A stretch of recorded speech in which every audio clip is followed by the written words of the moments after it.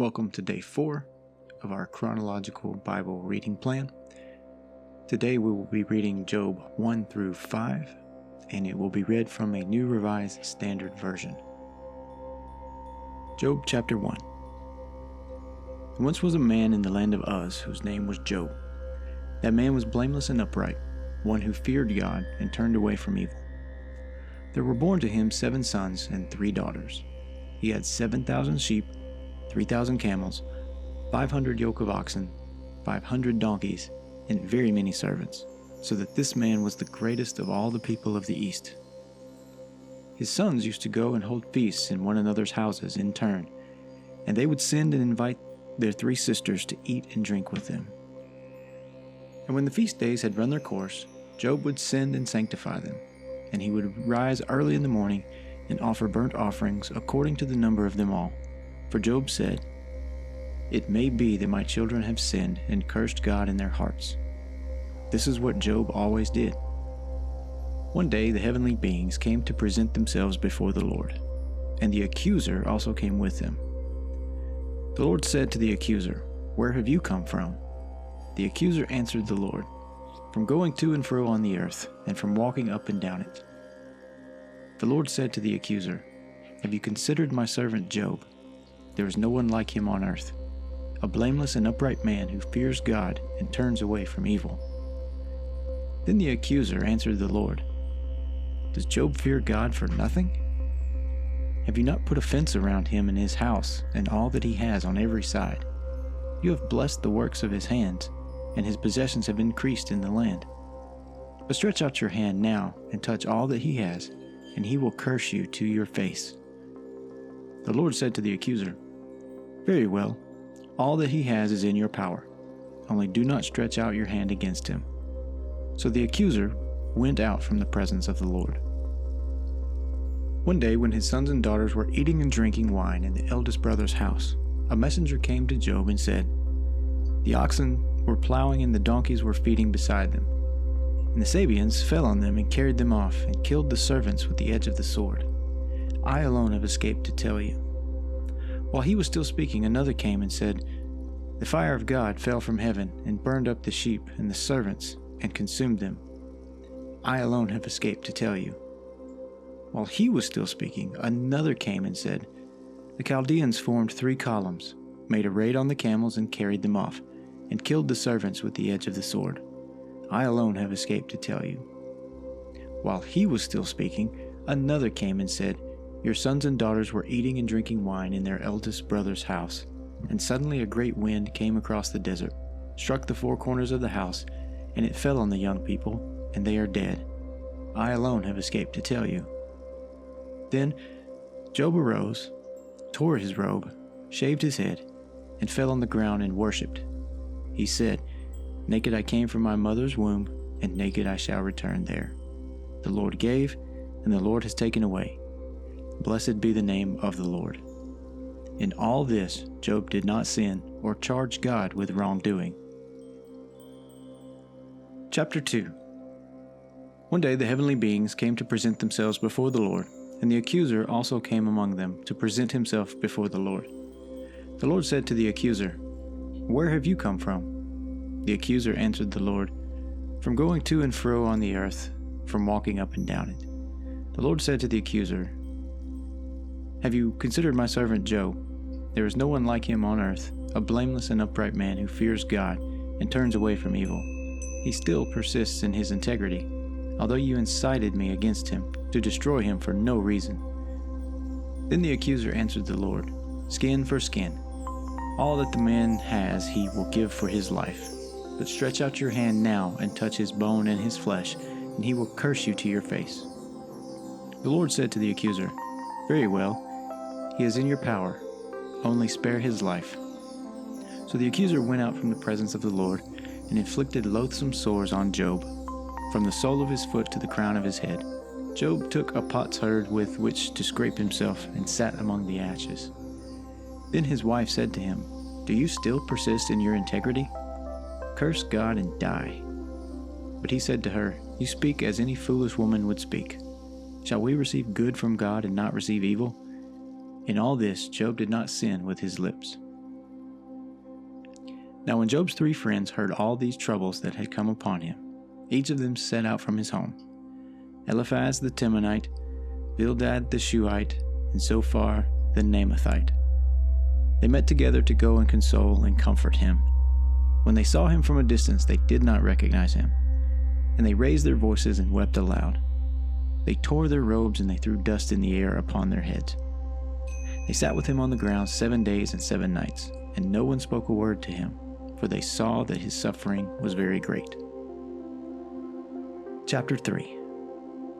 After this, Job opened his mouth and cursed the day of his birth. Job said, "Let the day perish in which I was born, and the night that said, a male is conceived. Let that day be darkness. May God above not seek it or light shine on it. Let gloom and deep darkness claim it. Let clouds settle upon it.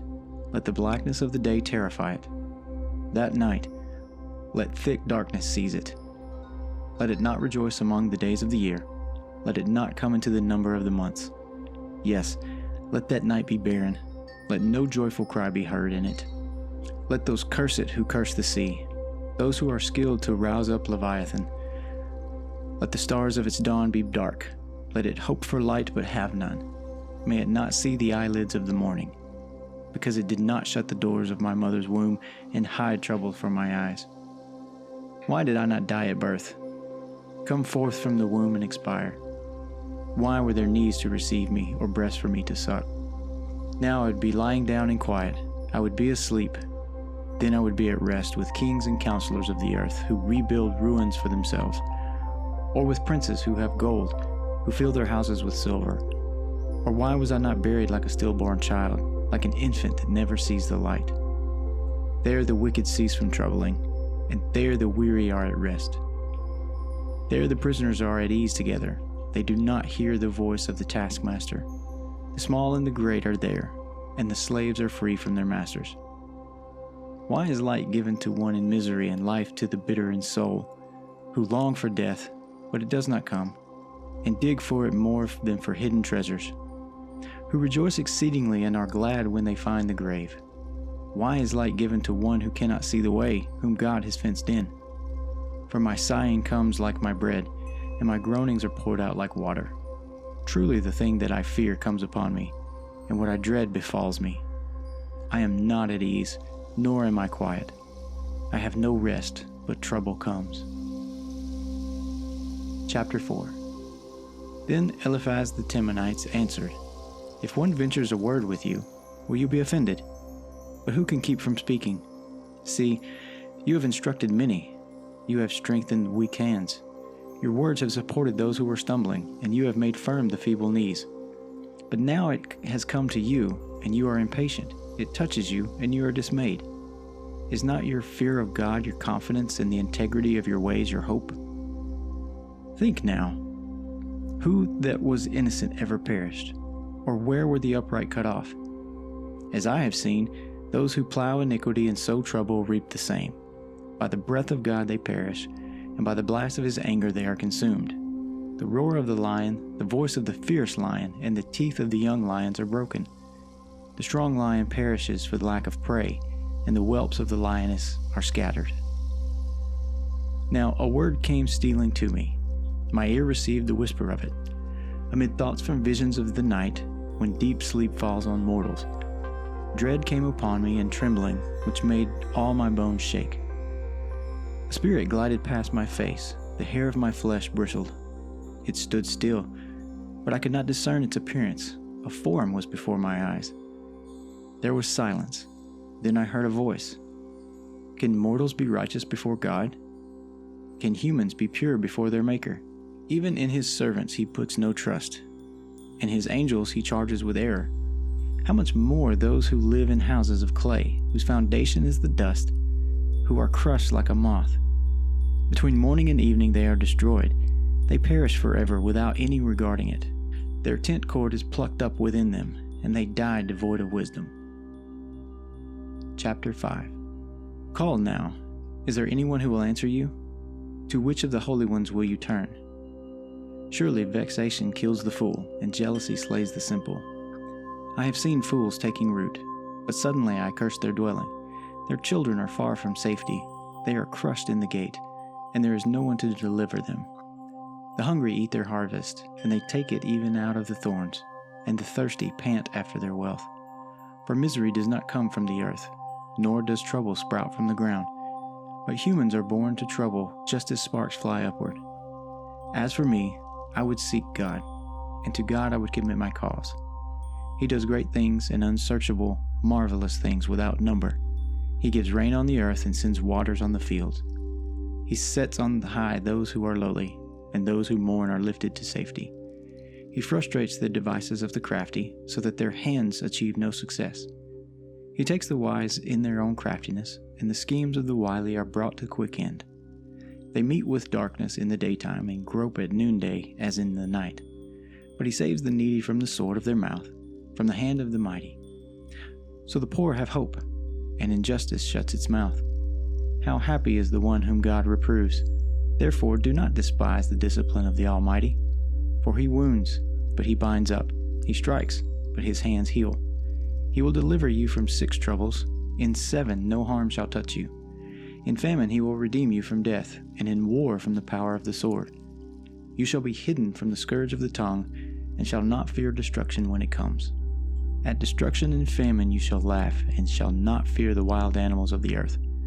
For you shall be in league with the stones of the field, and the wild animals shall be at peace with you. You shall know that your tent is safe. You shall inspect your fold and miss nothing. You shall know that your descendants will be many, and your offspring like the grass of the earth. You shall come to your grave in ripe old age, as a shock of grain comes up to the threshing floor in its season. See, we have searched this out. It is true. Hear and know it for yourself. This concludes our reading for today. Hope you have enjoyed this. Please like the video and subscribe to the channel and click the notification bell so you're notified anytime new videos are uploaded. We do upload a daily video where we read every day in a chronological reading plan. Thank you. We'll see you tomorrow.